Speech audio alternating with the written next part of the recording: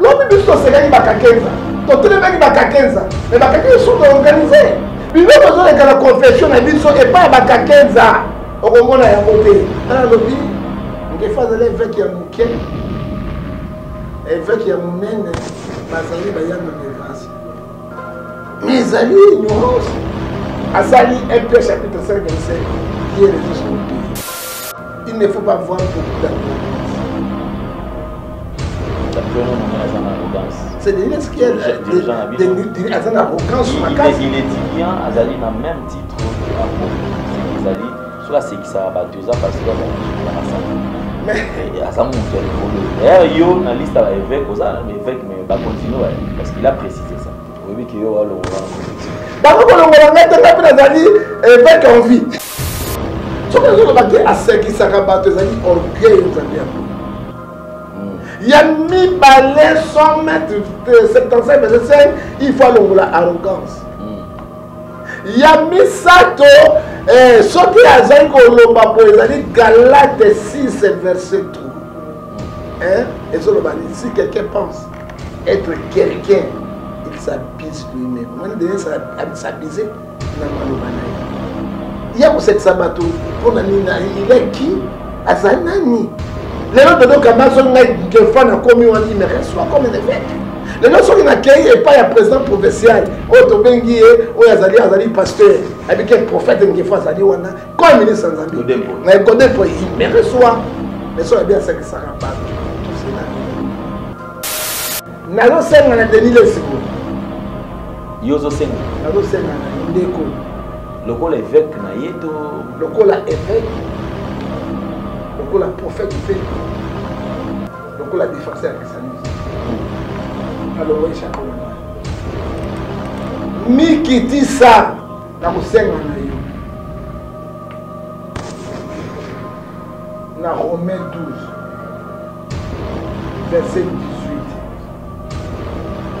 Paul Kakinya. Ce qui ont luki kimi on a besoin de sur le loté mon frère. Mon évêque. Et qu'on a somme mingi. Il y a des gens qui ont mouké. Moi, j'ai 17 ans. Au bout de l'année, c'est grave. Luka era. Luka lendi. Ko Luka kutunga ite. Na zongeri lisusu. Luka era. Ramsès. Luka lendi. Boso. Parce que biloko ngai na monga na zomona o bazola kisangai boyi. Nakasi ekozala fin ya carrière na yo. Pe fin.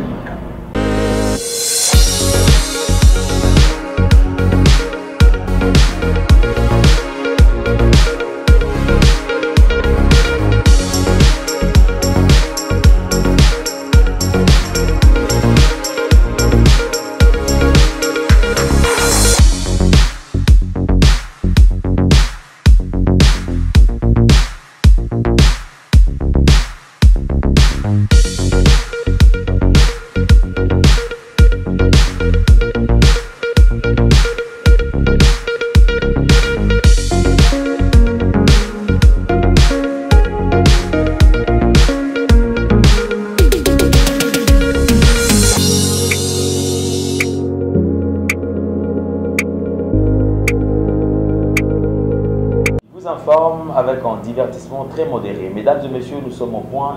Nous voici encore au rendez-vous puisque le devoir nous appelle. Bonjour, bonsoir, tout dépend de l'heure à laquelle vous nous suivez. Certains choisissent d'être avec nous la nuit, également d'autres pendant le jour. Voilà, tous les coups sont permis sauf les injures.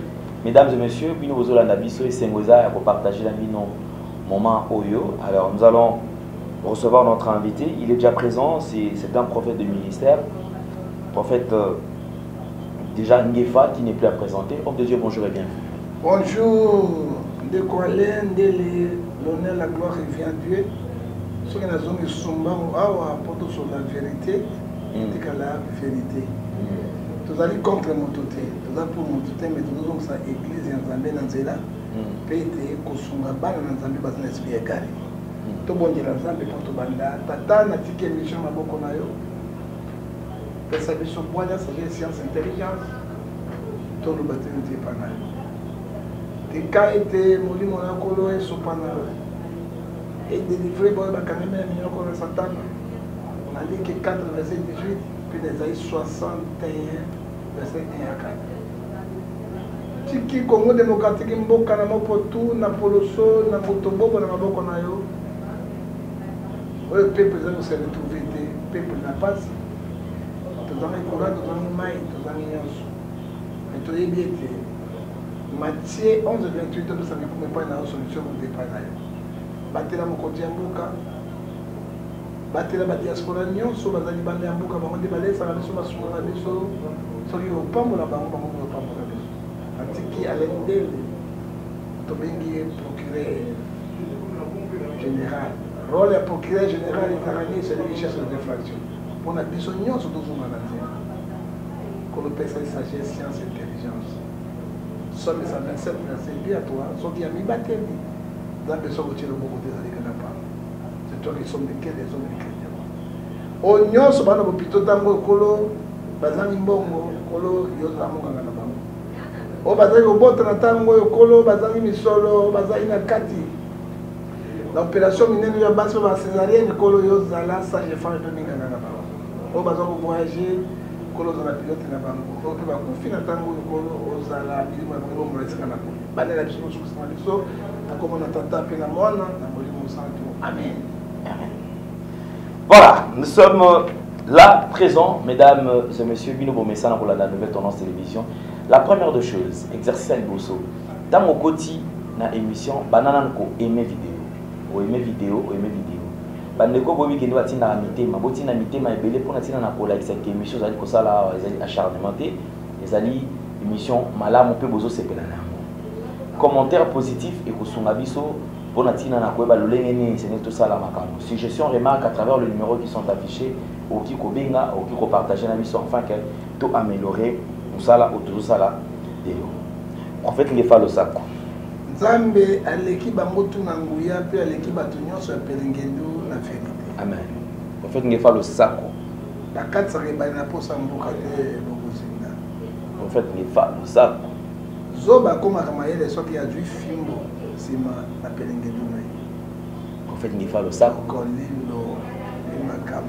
Voilà, nous commençons notre émission, mesdames et messieurs. Déjà, il est présent dans ces grands magazines Vérité et Réalité. Pour solo Pelolengue à Kobika, ils allaient comme émission. Ce n'est pas une émission pour nous le émission des abonnés. Ils allaient tout créer en loté. Ce botal pour moi va comment Vérité et Réalité. Donc, biso toi car na kati ya bosolo Pelolengue à Kobika. Lolengue à Kobika est nani. Bosolo pe par rapport à nani. Pour na baimbo kanyon surtout bande ko so ko sala musala bande ko nyon surtout o bazali côté ngama bola kisa nini ba ko sala pe nini oyo ezali kolekana. En fait ngefana oki j'aurais appris que papier sur mbongo pour déstabiliser collègue na évêque ndekole naza okamba émission ezali bosolo pe vérité. Quand nous parlons de Bossolo vérité, nous parlons de Jésus-Christ qui est le chemin, la vie et la vérité. Jean 14, verset 6. Ce que mon ingaï, nazali ko ya, nazo ko dasu na biro na ngaïté, ezali aidé. Papa, Ecclésiaste chapitre 3, verset 1 à 4, chaque chose à son temps. Moto moko to bien na la ville siko na famille songola munene.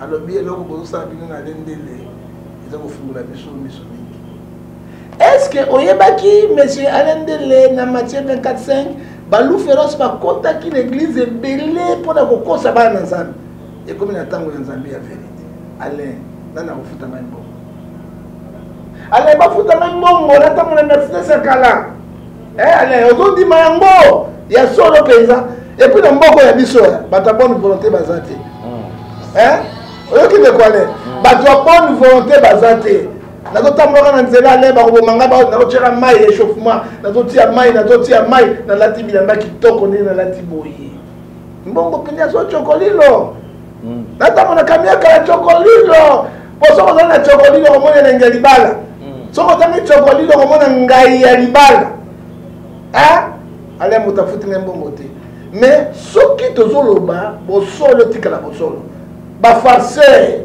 batalo kuta ba makiona ba soki kala l'église nza mbité ba continuer ba famille ya bato il faut dire la vérité nana pesi ngembo hein kolandisama na règlement d'ordre intérieur na bino kolandisama na ndenge boyokana ki ba tante na bino on aurait appris que ba kosambisa yo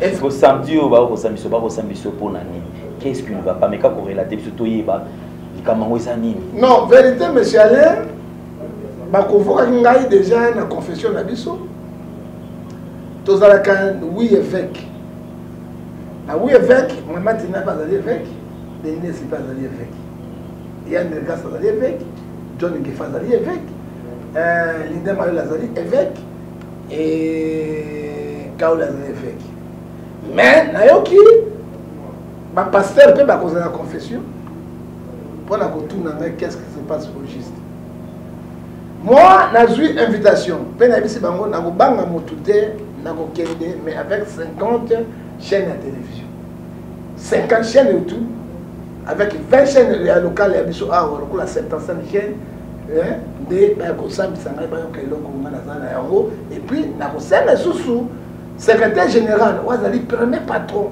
administratif il y a quatre confessions à ça la conférence de presse ba tous les mituna ceux qui confession yango ya biso réellement ils allaient en vie ou bezo kena mabe l'homme biso c'est gagné baka 15 to tele baki baka 15 mais baka 15 sont organisés biso bezo la confession na biso et pas baka 15 okomona yango te ba dodo kamba okomona yango te biso tout ozalaki na confession to kamba to comme nouvelle église réformée au Congo na zoé batina na vérité ça dit quoi moto na nzambe pendant za mituna na yo ngana beta ba bombe na somme 75 verset 5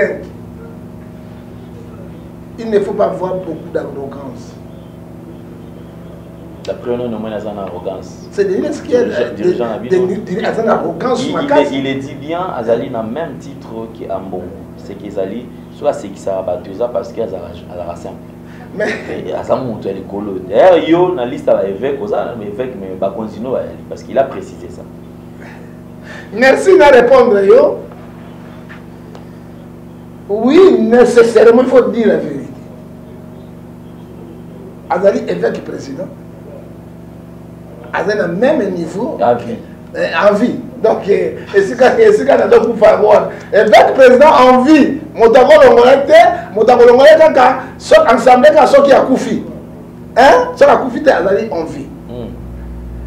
Alors, puis, ceux qui a conseillé que ça bat tout, à un niveau, en bon, il n'est pas président de la République. En bon, il n'est pas premier ministre. Hein, papa? Na moni président de la République a aussi na jouer, a joué à Manabango. Na moni na kata Belgique na Zakari même salon boy. Moi na mai na ozonga lobia. Tokutanaki. Mais ceux qui a la sec qui s'arabato, il se prend comme Dieu. Un monsieur. Asali 1 Pierre chapitre 5 verset 5. Dieu résiste l'orgueil. Oui, qui est au la confection. Bako kolongola ngata kapina zali évêque en vie. Ya ngoma ka. Ngata évêque en vie. Moi ba la confusion to kende. Na moi simbolo ngata évêque en vie. Il peut pas révoquer. Pas révoquer ngata zali o na fondateur, évêque fondateur. Mikade zali na carte département de ministre de la justice. Tout ça ça na kuna évêque en vie. Mais na zali droit de veto. Ça dit quoi? Ce que nous avons à ce qui s'abat zali orgueil nous a bien beau. Il y a mis balai 100 mètres de 75 verset 5, il faut la arrogance. Il y a mis sato, ce qui a zali kolomba pour les Galates 6 verset 3. Hein? Et si quelqu'un pense être quelqu'un, il s'abuse lui-même. Comment il s'abuser na malobanaï. Il y a cette sabato pour nani, il est qui? Azanani. Les gens de nos camarades sont il me reçoit comme un évêque. Les gens sont accueillis et pas un président provincial. Oh, Tobengi, oh, Azali pasteur. Avec un prophète, comme ministre sans ami. Mais il me reçoit. Mais ça, bien, c'est que ça rabat tout cela, les aliments. Le problème des animaux, va réorganiser les sous-sous. La confection à Bino, parce que j'ai l'impression, on dirait, bino, bloc. Si on nous l'année la benza, rien ne marche en cas. Ok, pas côté, au moins la sont le même problème. Côté, au moins le même problème. Peut-être côté n'a bien vous avez par terre. Est-ce que nous avons ça la réunion? Non, mais c'est là où on tout ça la réunion. On a ça la réunion. Mais tout ça le secrétaire général, il est très intelligent. Donc, mais quand vous touchez le règlement d'ordre intérieur et la confession parce qu'il y a un yamoun. Nous sommes tous dans le lobby. Nous faisons l'évêque qui a mouké. L'évêque qui a mouné, Bazali Bayan de grâce. Mais ils allaient ignorance. Oui, Nini, ça, et puis c'est Kanda. Il y a le lobby, yo, qui va se suspendre. De quel pouvoir doit Nini, ni ne peut pas pouvoir se permettre à collaborer sur toi. Yo pouvoir au courage, il ne faut pas se suspendre aux yeux de la mort. Bon, ça c'est une vérité.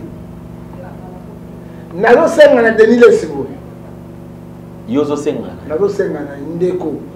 Lokola évêque na yeto. Lokola évêque. Lokola prophète du peuple. Lokola défenseur du christianisme. Alors oui, chapeau na. Mikiti ça. Parce que biloko ngai na moni et pas ya Alendele DG monsieur le procureur. Na kosenga na yo. Na Romains 12 verset 18. Oluka kinya. Soki oluki kimi on a besoin biso lelo te mon frère. Mon évêque. Et cause la somme mingi. Parce que ba dossier nga na zo mona. Yo na beto mona ko mo muke. Mwana mo 17 ans. Obotale na banda. Kamizalia. Et bibi no c'est grave. Luka era. Luka lendele. Ko luka kutunga ite. Bo solula. Na zongeri lisusu. Luka era Ramsès. Luka lendele. Bo solula. Parce que biloko ngai na monga na zomona o bazola kisangai boye. Na kasi ekoza la fin ya carrière na yo. Pe fin makam. Oyebi Proverbe 10, verset 12, la haine excite les querelles, l'amour couvre toutes les fautes. Si on a besoin de tolibo yoka, si on a quitté vos affaires carrière. Pourquoi dans le Bible? Dans le Bible, il va y oui. Mais il y a Zobosana été, Denis c'est à Zobosana été, Nazali parmi 9 évêques, 8 évêques dans 4 confessions religieuses, où il y a Bissopé Nazali dans 3 de veto. Mais, il y a bon, puisque ton vote qui est cadre de grâce qu'on votait, il y a un homme qui était pour tout tiailler, le roi, le secrétaire général, dans les années de prison. Il y a mis balai, il y a un évêque qui a manqué. Il y a mis sangai, na 4 évêques qui ont surtout dans bango 8, ou les grandes connaissances, il y a le banzamina. Ou ils défendre NSC l'onani. Il y a pas de grâce. Il y a une connaissance, il y a une connaissance, il y a une connaissance, il y a une connaissance, même il y a une hein? On a bien été moi évêque qui a mouké, on a été dans la prison ndolo. Hein? Il faut donc ça la Jésus qui fait la vérité. Et en France, Azaki évêque, ou Azaki président provincial, aïe pas une angaï. Yo moyen à coller Canandolo et Zalaki les sous terre, monsieur. Parce que la condamnation Zalaki, ayaki na taba, sac à foufou, na $200. Ngai ne na zwaki mbongo na kota ki yango na ndolo, ozwaki déjà et ozwaki déjà confession otekela ki ye yango. Oyeba ite na zwaki muke? Hein? Tant que nini wana Alphonse a dit confession yo dans ndolo, bazo condamné plus de 12 ans de prison. évêque mosusu babengaki ngai nsima babi te yo ozali membre fondateur oyo évêque oyo Alphonse azali adopté kodopté akoki kozwa lingomba oyo te tokomi na tribunal tosambaki awa na tribunal grande essence voi na ngai epezaki évêque ya moke wana ntango ngai nabalolaki makambo na ngai nazali okokutana ngai awa bino to baévêque bamama tina yantre de grâce banani okutana ngai na molare oyo na professeur ya molare bobengi ngai c'est là tonégociaki na bino eloko ngai na boto nakodétruire yango te et pourtant ozalaki na $200 saki ya fufu na saki ya ntango Alphonse azali évêque ya moke wana évêque wana na droit de veto ça dit nyonso oyo ezali orgueil mais soki ngai azali évêque ya moke monsieur le pasteur prophète soit disons prophète parce que vous minimisez ngai ntango nazodéfendre le christianisme awa contre bamusulman à part continuer Fernando tuna ngai évêque nini na Congo ayebi bible kwa bamusulman olobi naza évêque ya moke aleki ngai na monene ntango nanga na ministère 5 ministère eleki moninga yo toza ministère prophétique na 4 Éphésiens 4 verset 11 toi le ministère pastoral apostolique toza na prophétique tozali na évangélique tozali na pastoral tozali na ya docteur na 5 moko aleki moninga na monene aza te c'est l'orgueil oyo ezoboma denilesi ngai na makambo nazobomba yo ebele nazoprotege yo parce que ozali nini ya confession mokonzi ya confession mais ozolinga biloko mosusu na bete kozala kodestabilize makasi évêque ya moke oyo ozali na yango ya mibale ya misato yango mais nani aleki Jean Baptiste abotami na se ya libongo ya mwasi na monene na Ancien Testament na bokoti na nzambe esheke soki abongo aleki yango sadi kwa bongwama nakotanga yo lobi nga évêque ya moke évêque ya moke dit à quoi évêque ya monene moto otango la conformément à la volonté de Dieu je vais dire la parole de Dieu mais 1 Timothée chapitre 2 verset 7 évêque ya moke mais yo évêque ya monene il faut que si l'évêque soit avoir une bonne témoignage un évêque président il faut avoir un bon témoignage. Ce que dit 1 Timothée chapitre 3 verset 7. Yo évêque à Mounene, on l'équipe pas par Rome. Hein? On l'équipe à Bongo, on l'équipe pas par Rome. Mais en Bongo, Azali cardinal, mais Azali évêque métropolitain. Azali évêque, il y a Kinshasa, archevêque à Kinshasa, mais évêque métropolitain. Bazali na 4 ma province Nyonso. Yo le Azali même niveau, il y a bon autorité. En Bongo, Azali a bon témoignage. Beaucoup de nous ont dit pasteur de toi, verset 7. Et puis qui ont adopté sa malocomie dans Zambie, adopté sa Bible, adopté sa malocomie, adopté évêque à Mounene et collègue de Niles. Mais un évêque responsable, vous avez un représentant légal. Oh, il y a autant mon témoignage à Madame Moutena, 1 Timothée, chapitre 3, verset 7. Il ne mérite pas être libéré n'a pas tout. Donc, à partir de Actes des Apôtres, chapitre 20, verset 28. Prenez donc garde à tous les évêques qui sont appelés par le Saint-Esprit, qui peintrent les troupeaux de Dieu. Il doit être dans le bon chemin sans y reprocher. Maintenant, on va se reprocher au micro-ondes, ce que fait comme une contradiction à Zali Nan. J'ai dit ceci pour la Boussoukisa. Yesu a sali batoma l'âme, nous sommes pardon. Yo c'est un pardon. Kaka mangungu, galade c'est toi. Les lois yo lobby n'a connu qu'on soit décision non ensemble tant basanga sibiso ba évêque to vanda to moni moto azali bosu na biso ou bien évêque yo tamba normal il faut to discommunier ou bien apema Mike Kalamba a fait ça. Ça dit quoi? Malgré tout cela au côté à dimanche malgré tout cela témoignage a bien zaté ngai na na bon un bon ndenge moko papa bon azan s'embêter hein Somme 5 verset 11. La crainte de Dieu augmente la sagesse. N'a pas besoin de sagesse. Hein? Yami balé pour na kosukisa makambo yo. ezali Ézéchiel 38 verset 26 nzambe asima motema na yo soki nzambe asima motema na yo te ekozala pasi mpe na mawa témoignage bon témoignage 1 Timothée chapitre 3 verset 7 oyo nzambe abengi biso yango tozala kati na yango ça dit quoi ezali mawa mpe na pasi nakotuna eyambre de grâce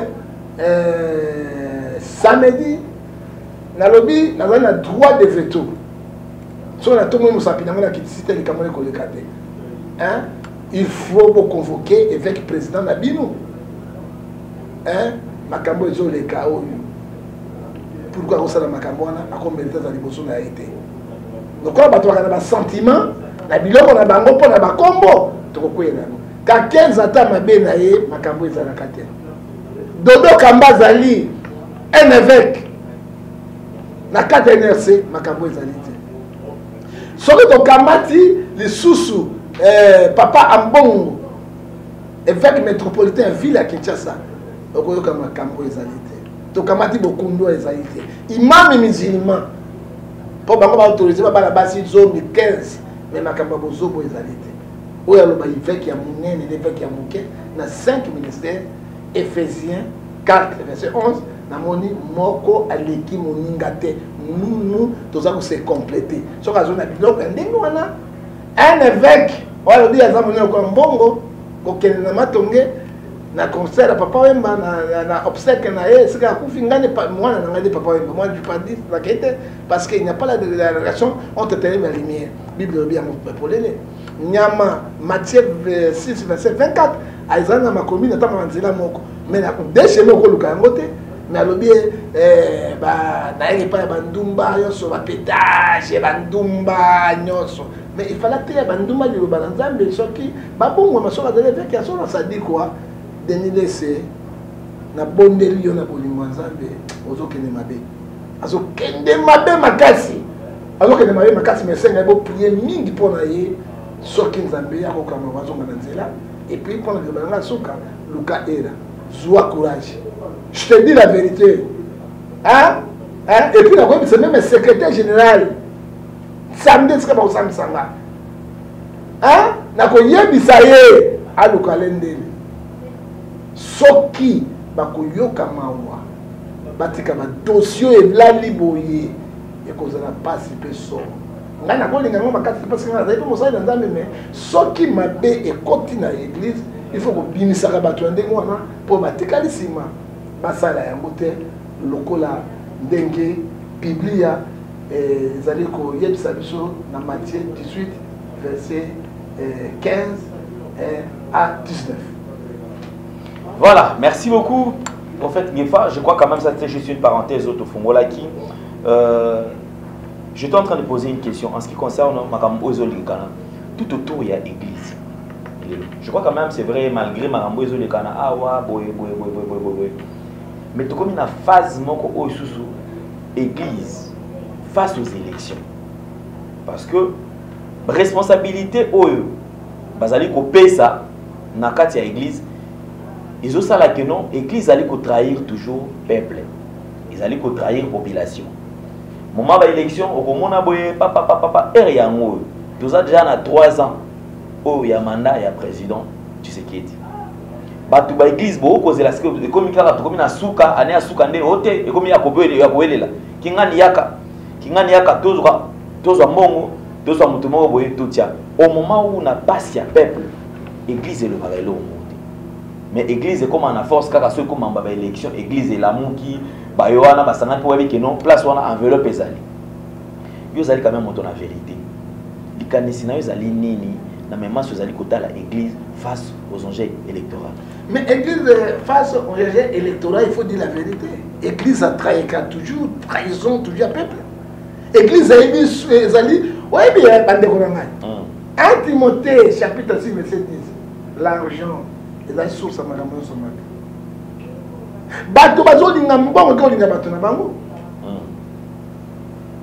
église soki na souffrance ya lelo toza na yango awa à part église catholique papa na protestant moke boye batikali tu bazala toujours nsima pouvoir mpona kozwa enveloppe ya minene mpo bakosa bato bayebi te ke peuple ne souffraka peuple ne liaka te peuple na courant te na mai te tango bakobenga bango na ngoli bazwi baparti bavélo mpe na bango autovota moto tel akosalela biso boye akosunga biso. Mais pourquoi l'église a trahi toujours le peuple de Dieu? Donc il y a une commission électorale. Maluma la zaï sango.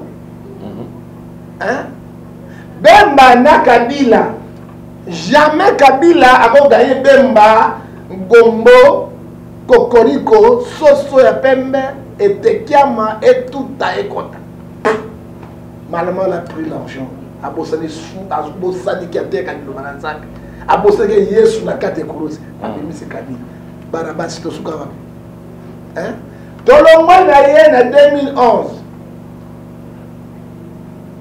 to komati oyo pasteur Ronald Ngoyi Mulunda pasteur méthodiste $100 mundu kimoko $10 ça c'est ma patron ma copie na beaucoup ebele ouais qui sensibilisation pour récupérer hein est-ce que bien on dit papa Tshisekedi il y a des projets validés dans beaucoup papa Tshisekedi a eu des millions et des millions hein quelles sont les réponses on peut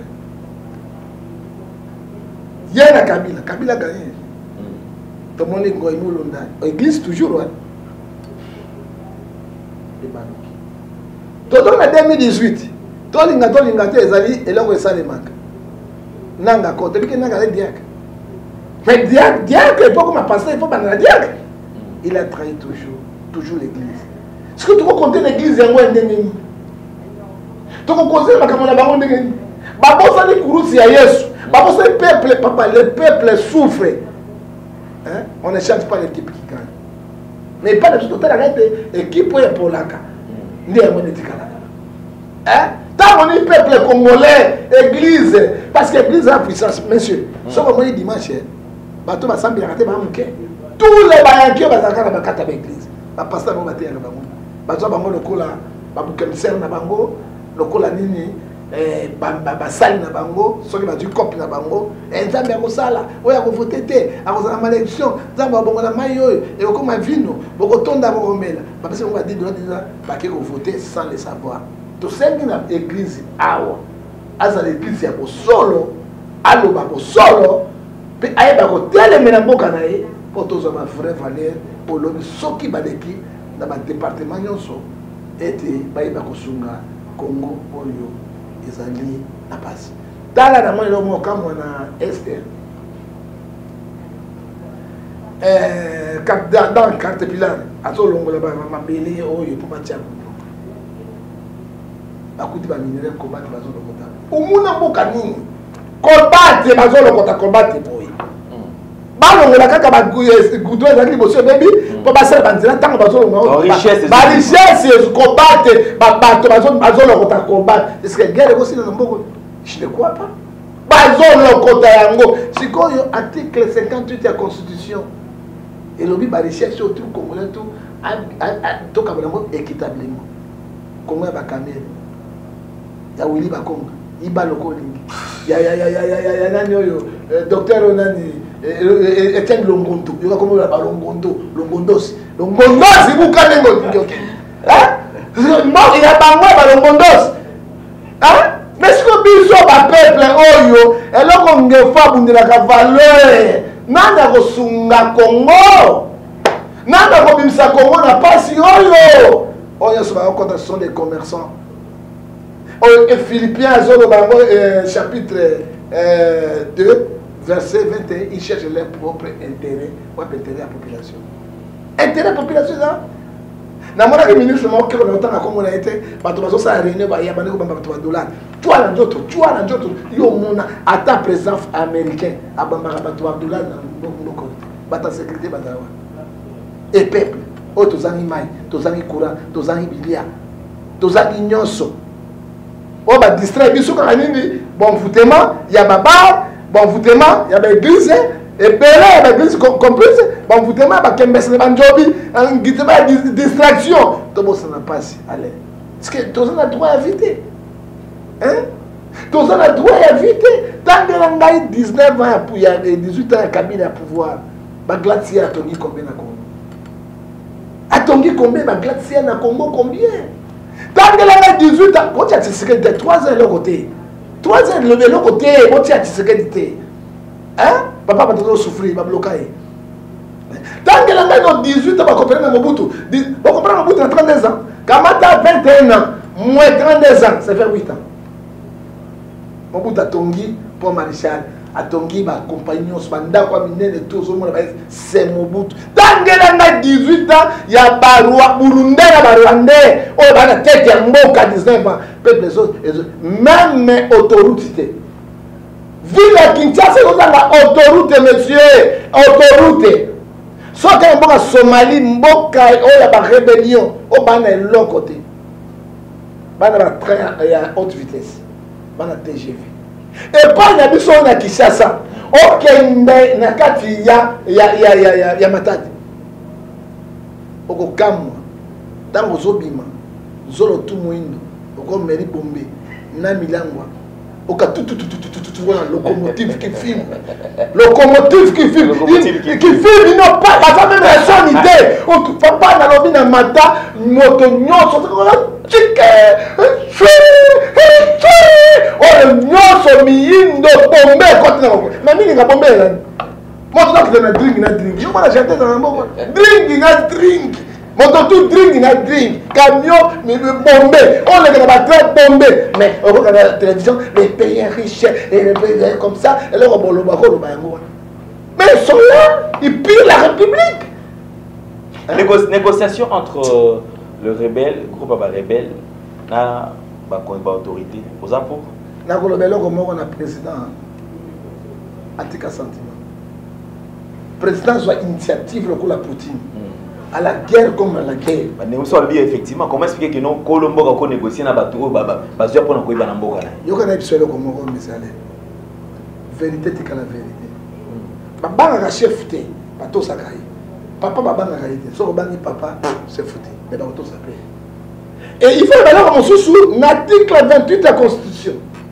L'ordre mal donné, il faut qu'on boye. Hein? L'ordre mal donné, il faut qu'on boye. Bah ouais, ordre. Hein? Le chef de l'État. Yo kana bisayo. Et là comment? En négociant un M23. Oui. Combien de fois Kabila a négocié un M23? Guerre ici là. Pour Kabila monte là-bas. Bah qui Kabila là-bas. Pour négocier là-bas étranger. Là-bas étranger, on m'a copié Mboka. Et puis la Goya on a monté caporal général. Modaya Djida, général de l'armée. Hein? Pour une négociation, il passe dans la formation T. Pas la formation militaire T. J'ai béni le pauvre marchand Mobutu parce que, comme Adjide pas Mobutu, c'est classe à Jeff, classe à Sol. Pourquoi sous-lieutenant? Il faut qu'il y ait faux. Aux hommes de la colonne, ils français.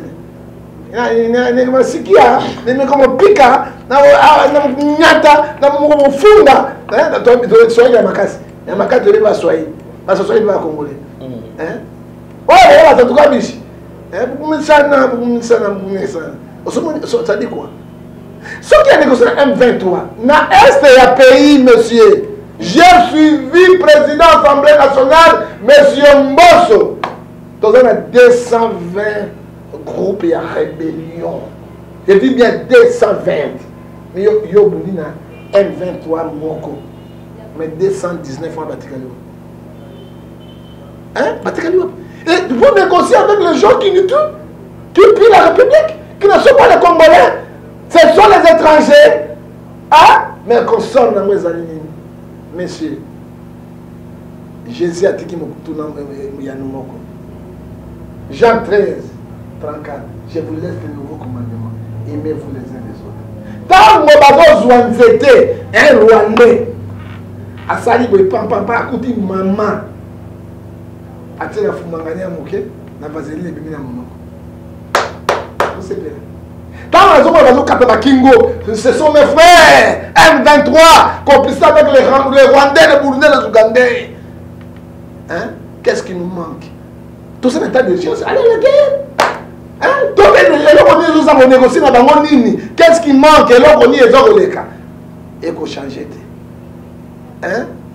frère ba négocier na monguna zoboma libotate ba négocier na moto et na motema bolimo pas porter quelque chose au pays hein on m'a dit ça juste na moni nzale côté na Rwanda na guerre Ukraine na moni parce que bango finisa ba blé hein blé ne produire la farine hein parce que le premier producteur à blé hein sikoyo lokola guerre ezo ya soutien ba komi eloko ya $1 komi $2 na ndam et na dit ba France était la bête crise ya guerre ya Ukraine qui touché Rwanda merci Seigneur il va y avoir le paradis hein moi je suis touché ce pour l'année wana mai biloko tu on fait organisons-nous messieurs la négociation est l'autre côté et à comporter l'autre côté.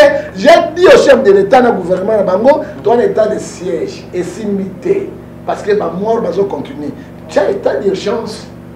Mon gouverneur militaire, vice-naïf militaire, bourgmestre militaire, chef de localité militaire. Et quand tu as 50 000 hommes, j'ai recruté bango tina bango na est. Parce que article autobengi yango 60 lobby au cas d'agression interne et extérieure. Tout Congolais doit devenir militaire, tout Congolais âge à 18 ans. C'est la constitution de la République démocratique du Congo pour défendre le territoire nabiso. Voilà. Mais si on a un côté messialin, la négociation par Pamba, Bazobambongo, Baya généraux, par colonel, Babino mi pute, ah vous avez tué, mi pute, bidongo mi pute, Baya awa, pendant Baya Mabiso, Bazoa plan nabiso. Moi je suis contre ça. Kabila le père, James Kabare, et le Mimopute, il vient ici, au chef d'état-major général. Hein, il est congolais, il est gomassien. Roubert Nakika, le ministre des Affaires étrangères, qui m'a Willy Bizi Makara, la combo. Bizi, d'accord, dana bokoso na monoko na partout bato banga pesa kwa bongo na mutu na ngai yo bizi makarara bana mbanga ya ngato ngef ngana bo il vient et le va mon poute avant mais la whisky ministre des affaires étrangères alors si ba diplomatie Kabila le père tika te ngamba sami sabamu c'est le grand traître de la République. Ce sont les ailleurs ou Simbi affaires étrangères, diplomatie. Et dans le Congo, nous souffrons comme nous sommes les esclaves dans notre propre pays. Mais Somme 34, verset 20. Les malheurs à tête juste Dieu les délivre. Un bon jour. Merci beaucoup, prophète Ngefa. En tout cas, merci beaucoup. Nous touchons pratiquement à la fin de notre entretien parce que déjà tu es là. On a pas la terre. On a au samba. Au samedi. Alors merci beaucoup na binoyon surtout. On a passé un très bon moment bien sûr avec le prophète Ngefa. Merci Maneko tout bozo la nabiso. Batopé sambo tes abino tout bola nabiso. Tout mon côté en particulier là qui au kingan été. La pesi binoyon surtout boté. Prophète Ngefa batopé sambo te bali. Eh na pesi kanda papa. Bato bazo bombande ko na Congolais. Nous ne sommes pas la paix. On a tout chez nous. Mais pourquoi la population souffre? Tu vas souffrir tes wapi, monsieur Alain. Tu vas souffrir tes wapi. Mboka ni zomona dans quels autres teams tiens ma banga mais bazo le kotaba ba combattre. Quelle richesse! Mais richesse on kende kiwa. Bende batonda. Toboy bangote ba chinois. Oka mosoni na magasin achanda Congo. Alangwa chinoise. To chinois. Oka la nini tatu bukol oka mwasi musori nga nini mwasi ba demanda ni mokodani mushinga mama mushinga mais soko bila mushinga wana alakisha pina carte d'identité ya Congo yango na mushinga congolais on bouge passeport congolais mais chinoise mais quelle sorte de pays monsieur quelle sorte de pays quelle infiltration c'est triste mais on va triste Mais directeur na kuna ngana mwana yana nyo soudanais na ka soudanais pembe directeur de l'émission yo ka triste un soudanais ala ka pas être de nini tala mboka oyo papa tokobi ko banga et on a des pères et des mères des pères et des mères soudanais de tirer papa na pesa mbote te so na pesa mbote na bato kwa na trahi Jésus na pesa ka Jésus Christ parce que na pesa mikuma ya Congo na maboko na yo c'est le seul solution à Congo. Mais dans beaucoup de bateaux, ils passent Imawa, Pémiako. Merci beaucoup, prophète Ngefal. On se retrouve très prochainement. Merci à Rémi, merci à Gédéon. Alors on se retrouve vraiment prochainement. Vous s'abonner, vous partager. Alors portez-vous bien. Bye bye, au revoir. Ciao.